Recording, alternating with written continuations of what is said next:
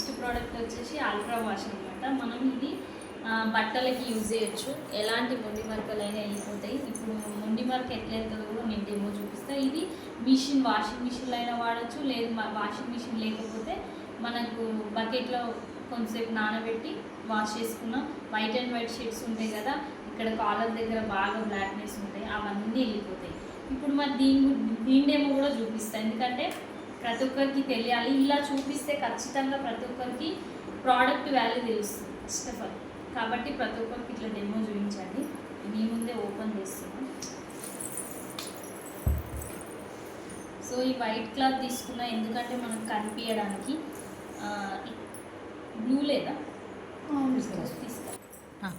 Okay, ఈ white cloth పైన నేను బ్లూ పెన్తో రాస్తున్నా. అంటే ఇది ఎట్లా వెళ్తుందా వెళ్ళదా చూద్దాం ఒకసారి. 2-3 డ్రాప్స్ వేసిన, కొన్ని వాటర్ కూడా తీసుకున్నాం. తర్వాత రబ్ చేద్దాం.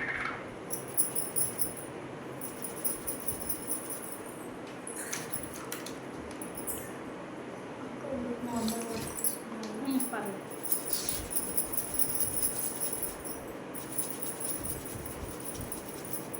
చూడండి, ఉందా వెళ్ళిపోయింది టోటల్గా. ఇలా చేస్తే ఖచ్చితంగా ఎవరైనా సరే కళ్ళు వేర్చుకొని ఖచ్చితంగా ప్రోడక్ట్ అనేది బిలీవ్ చేస్తారు ఫస్ట్. చూడండి, స్మెల్ కూడా ఎంత చాలా మంచి స్మెల్ వస్తుంది.